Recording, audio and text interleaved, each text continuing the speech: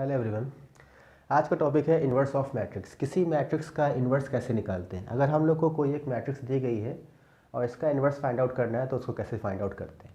ठीक है, तो इसके लिए सबसे पहली बात है कि कोई मैट्रिक्स दी जाएगी, हमें दो कंडीशंस देखनी है। अगर दो कंडीशन सेटिस्फाई हो रही है तभी हम इस मैट्रिक्स का इन्वर्स फाइंड आउट कर सकते हैं, अदरवाइज नहीं फाइंड आउट कर सकते। तो पहली कंडीशन होती है जो मैट्रिक्स है ये कैसी होनी चाहिए, इसका डिटर्मिनेंट कैसा होना चाहिए, नॉन ज़ीरो। मतलब जो मैट्रिक्स ए है ये कैसी होनी चाहिए, नॉन सिंगुलर होनी चाहिए। ये मैट्रिक्स हमारी कैसी होनी चाहिए, नॉन सिंगुलर। तो पहली कंडीशन क्या बन रही है, जो मैट्रिक्स है ये कैसी मैट्रिक्स होनी चाहिए, नॉन सिंगुलर होनी चाहिए। नॉन सिंगुलर का मतलब क्या होता है, जो इसका डिटर्मिनेंट होना चाहिए वो कैसा होना चाहिए, नॉन ज़ीरो होना चाहिए। ठीक है, और सेकंड कंडीशन क्या है, जो मैट्रिक्स है वो कैसी होनी चाहिए, स्क्वायर होनी चाहिए। जो हमारी मैट्रिक्स है ये कैसी होनी चाहिए, स्क्वायर होनी चाहिए। और स्क्वायर का क्या मतलब होता है, number of rows is equal to number of columns. अगर किसी मैट्रिक्स में नंबर ऑफ रोज और नंबर ऑफ कॉलम्स दोनों बराबर हैं, मतलब वो मैट्रिक्स कैसी है, स्क्वायर मैट्रिक्स है। ठीक है, तो ये दो कंडीशंस हैं। अगर दो कंडीशन सेटिस्फाई होती है तभी हम अपनी गिवन मैट्रिक्स का इन्वर्स फाइंड आउट कर सकते हैं। अगर ये कंडीशन सेटिस्फाई नहीं हो रही है तो हम इन्वर्स फाइंड आउट नहीं कर सकते हैं। ठीक है, सेकंड, इसके कुछ स्टेप्स होते हैं सिंप्लीफाई करने के। इन्वर्स को निकालने के 4 स्टेप हैं। अगर ये 4 स्टेप हम लोग को आते हैं तो कोई भी मैट्रिक्स होगी इसका इन्वर्स अपने आप से निकल के आएगा। तो पहला स्टेप क्या है, पहला स्टेप है जो हमको मैट्रिक्स दी गई है इसके कुछ एलिमेंट्स होंगे, A11, A12, A13, सेम ऐसे 21, 22, 23, 31, 32, 33। तो जो मैट्रिक्स है इसके अंदर कुछ एलिमेंट्स होंगे, इन एलिमेंट्स का कोई एड्रेस होगा। तो सबसे पहला स्टेप होता है जो हमारे एलिमेंट्स हैं इन एलिमेंट्स का माइनर फाइंड आउट करना है। क्या फाइंड आउट करना है, माइनर ऑफ एलिमेंट्स। हमें क्या फाइंड आउट करना है, इन सारे एलिमेंट्स का माइनर फाइंड आउट करना है। जितने भी एलिमेंट्स हमें मैट्रिक्स में गिवन होंगे इन सारे एलिमेंट्स का माइनर फाइंड आउट करना है। और माइनर कैसे फाइंड आउट करते हैं, जैसे माइनर हमें Aij का फाइंड आउट करना है तो फॉर्मूला बनता है -1 की पावर i प्लस जे, और इसके बाद जो भी डिटर्मिनेंट बनेगा उसको यहाँ पे मल्टीप्लाई करा लेंगे। तो माइनर का फॉर्मूला क्या हो जाता है, माइनर का फॉर्मूला होता है जिस एलिमेंट का माइनर निकालना है Aij का -1 to the power i plus j, और इनटू में क्या कर देंगे, उसका डिटर्मिनेंट फाइंड आउट कर लेंगे। ठीक है, तो ये हमारा पहला स्टेप है। क्या है, जितने भी एलिमेंट्स हैं उन सारे एलिमेंट्स का हमें माइनर फाइंड आउट करना है। सेकेंड स्टेप क्या होता है, जितने भी हमने सारे एलिमेंट्स का माइनर फाइंड आउट कर लिया है, अब इन सारे एलिमेंट्स को यहाँ पे पुट कर देंगे। A11 का माइनर निकाल के A11 के प्लेस में, A12 का A12 के प्लेस में, A13 का A13 के प्लेस में। इस तरह से सारे एलिमेंट्स को यहाँ पुट कर देंगे तो हमें क्या मिल जाएगी, माइनर से बनी हुई एक मैट्रिक्स मिल जाएगी। हमें क्या मिल जाएगी, एक मैट्रिक्स मिल जाएगी फॉर्म्ड बाई माइनर्स। माइनर से बनी हुई एक मैट्रिक्स मिल जाएगी। इस मैट्रिक्स को क्या कहते हैं, कोफैक्टर मैट्रिक्स। कोफैक्टर मैट्रिक्स बोलते हैं। ठीक है, तो सेकंड स्टेप में क्या करना है, जितने भी माइनर्स फाइंड आउट किए हैं इन सारे माइनर से एक मैट्रिक्स फॉर्म कर लेंगे और उस मैट्रिक्स का नाम क्या होता है, कोफैक्टर मैट्रिक्स। ठीक है, तो ये हमारा सेकंड स्टेप हो गया। थर्ड स्टेप में क्या करना है, थर्ड स्टेप में जो हमारी कोफैक्टर मैट्रिक्स आई है इसी को कोफैक्टर मैट्रिक्स का ट्रांसपोज कर देंगे। कोफैक्टर मैट्रिक्स का हम लोग क्या कर देंगे, ट्रांसपोज कर देंगे। ट्रांसपोज का मतलब क्या होता है, जितनी भी रोज हैं उसे क्या कर देना है, कॉलम्स में कन्वर्ट कर देना है। पहली रो को पहला कॉलम, दूसरी रो को दूसरा कॉलम, इस तरह से क्या करना है, कोफैक्टर मैट्रिक्स का ट्रांसपोज कर देना है। जैसे ही हम कोफैक्टर मैट्रिक्स का ट्रांसपोज करेंगे हमें क्या मिल जाएगा, एडजॉइंट ऑफ ए मिल जाएगा। जैसे ही हम कोफैक्टर मैट्रिक्स का ट्रांसपोज करेंगे हमें क्या मिल जाएगा, एडजॉइंट ऑफ ए मिल जाएगा। अब लास्ट स्टेप इसका क्या है, fourth step, formula inverse of A का फॉर्मूला क्या होता है, फॉर्मूला होता है 1 determinant of A into adjoint of A. 1 determinant of A into adjoint of A. अब एडजॉइंट ऑफ ए निकाल चुके हैं, यहाँ पे वैल्यू पुट कर देंगे। Mod of A, determinant of A यहाँ से निकाल चुके हैं, यहाँ पुट कर देंगे। दोनों की वैल्यूज पुट करेंगे, हमें क्या मिल जाएगा, इन्वर्स मिल जाएगा। तो इतना है, किसी भी मैट्रिक्स का इन्वर्स फाइंड आउट करना है, केवल ये स्टेप्स याद रखने और कुछ नहीं। अगर ये स्टेप्स याद हैं तो कोई भी मैट्रिक्स हो, कितने भी नंबर्स यहाँ पे लिखे हों, अगर ये स्टेप्स याद हैं तो अपने आप से सिंप्लीफाई होता चला जाएगा। पहली कंडीशन, पहले 2 कंडीशंस हैं और 4 स्टेप्स हैं, बस इतना याद रखना है। तो पहली कंडीशन क्या है कि जो मैट्रिक्स है वो कैसे होनी चाहिए, नॉन सिंगुलर होनी चाहिए। नॉन सिंगुलर क्यों होनी चाहिए, नॉन सिंगुलर इसलिए होनी चाहिए कि यहाँ पे ये डिटर्मिनेंट कहाँ पे आ रहा है, डिनोमिनेटर में आ रहा है। कहाँ पे आ रहा है, डिनोमिनेटर में। तो कभी भी न्यूमरेटर अपॉन डिनोमिनेटर ऐसा लिखा हो तो डिनोमिनेटर हमेशा क्या होना चाहिए, नॉन ज़ीरो होना चाहिए। न्यूमरेटर अपॉन डिनोमिनेटर में हमेशा डिनोमिनेटर क्या होता है, नॉन ज़ीरो होता है। क्यों, क्योंकि 1/0 की वैल्यू क्या हो जाती है, इन्फिनेटिव हो जाती है। 1/0 की वैल्यू क्या हो जाती है, इन्फिनेटिव। तो हमको इन्फिनेटिव नहीं चाहिए, इसलिए क्या करते हैं, डिनोमिनेटर को क्या कर देते हैं, नॉन ज़ीरो। तो कभी भी n/d का क्वेश्चन होगा, न्यूमरेटर अपॉन डिनोमिनेटर का क्वेश्चन होगा, उसमें हमेशा डिनोमिनेटर क्या होना चाहिए, नॉन ज़ीरो होना चाहिए। तो हमारे फॉर्मूले में डिटर्मिनेंट ऑफ ए कहाँ पे लिखा हुआ है, डिनोमिनेटर में लिखा हुआ है। इसीलिए जो वैल्यू है डिटर्मिनेंट ऑफ ए, ये कैसी होनी चाहिए, नॉन ज़ीरो। नॉन ज़ीरो का मतलब नॉन सिंगुलर, ठीक है। तो पहली कंडीशन है जो मैट्रिक्स है नॉन सिंगुलर होनी चाहिए। सेकंड कंडीशन है ये मैट्रिक्स है स्क्वायर होनी चाहिए। अगर ये 2 कंडीशन सेटिस्फाई कर रही हैं तभी हम आगे बढ़ेंगे, अदरवाइज इसका इन्वर्स पॉसिबल नहीं होगा।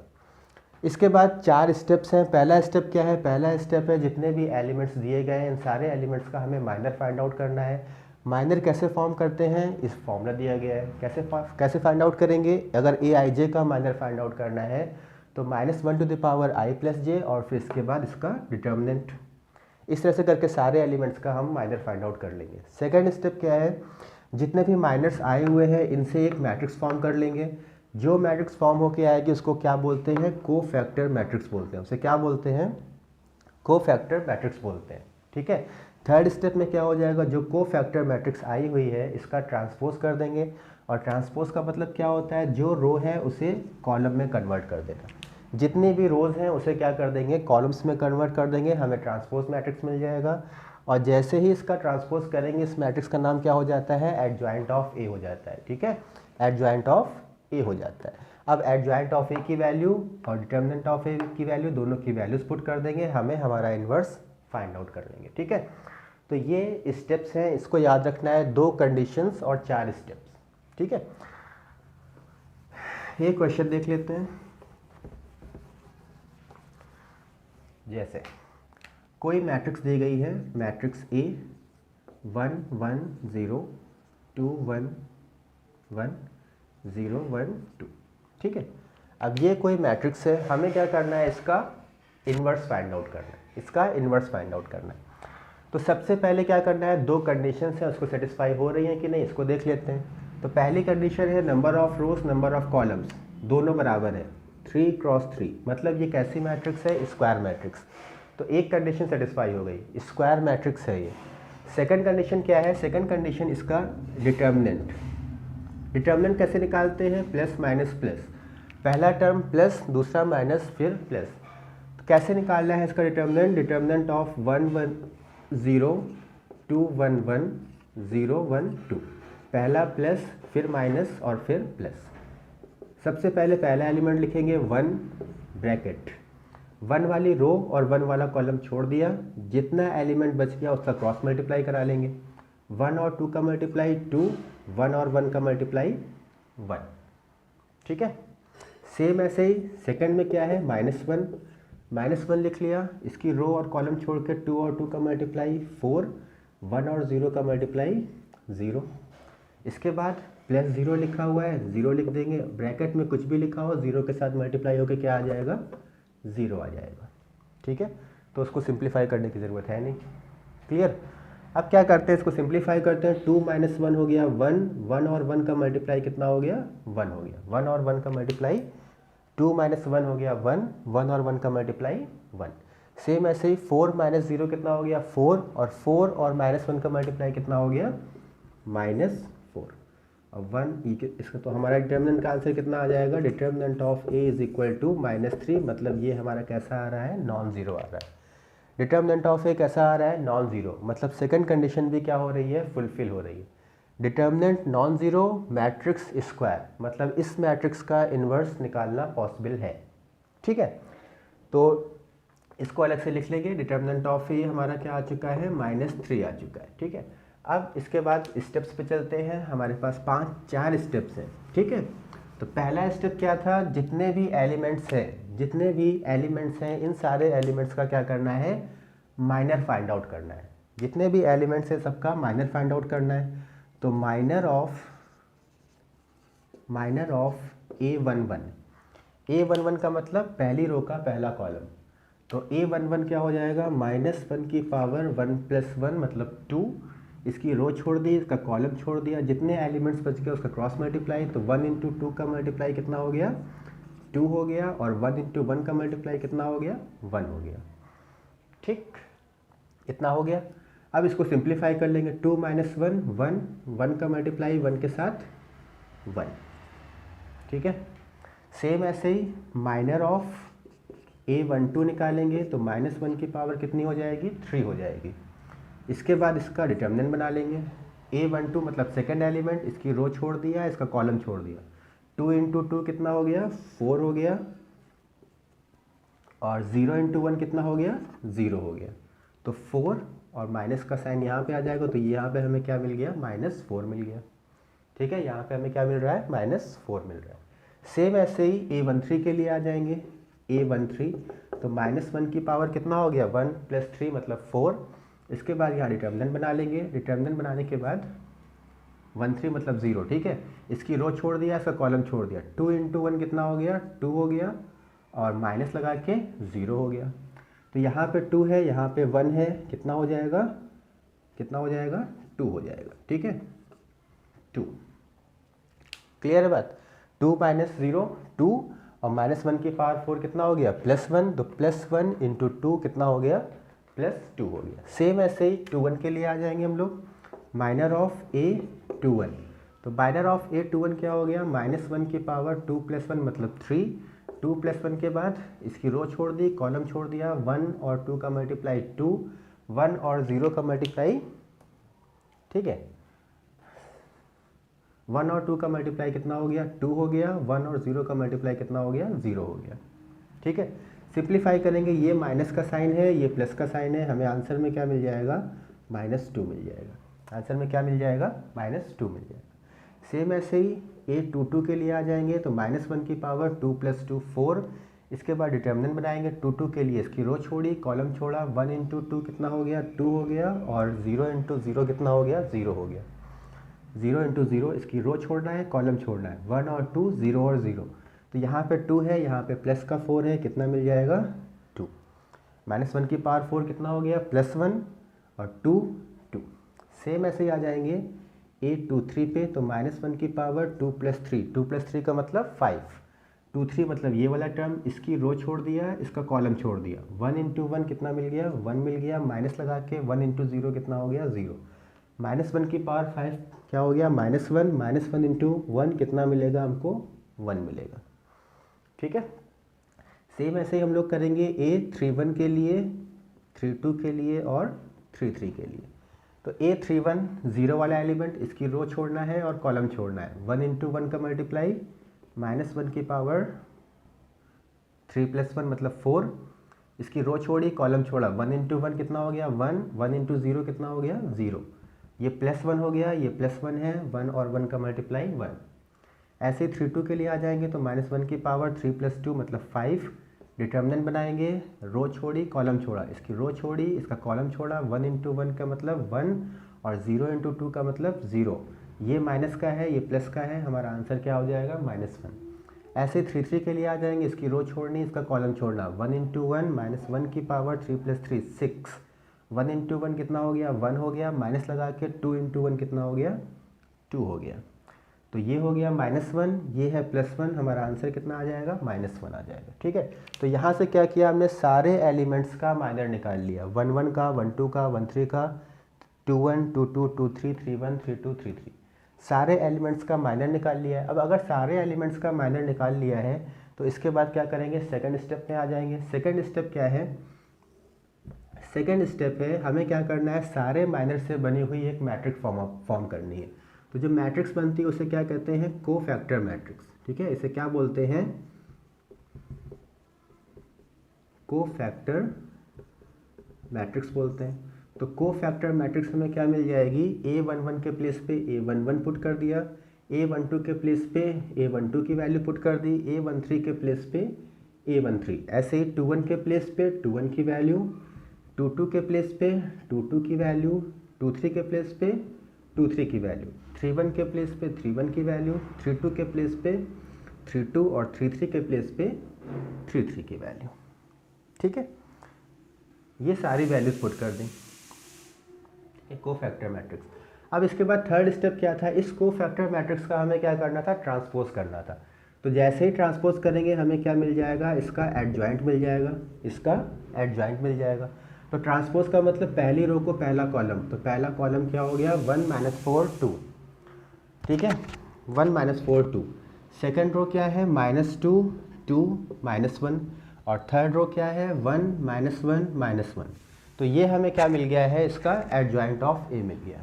ठीक है, अब इसके बाद चौथा स्टेप क्या था, चौथा स्टेप था इसका formula A inverse is equal to 1 determinant of A into adjoint of A। अब हमें क्या करना है, डिटर्मिनेंट की वैल्यू पुट करनी है और एडजॉइंट की वैल्यू पुट करनी है। डिटर्मिनेंट की वैल्यू निकाल चुके हैं, -3 आई थी, एडजॉइंट की वैल्यू निकाल चुके हैं, दोनों की वैल्यूज़ पता है, वैल्यू पुट कर देंगे। तो 1/-3 इंटू 1 -2 1 -4 2 -1 2 -1 -1। ये जो हमारा आया है ये हमारा आंसर हो जाएगा। तो ऐसे क्या करना है, किसी भी मैट्रिक्स का इन्वर्स फाइंड आउट करना है। ठीक है, हम कैसे चलें, सिंपल प्रोसेस से चलें।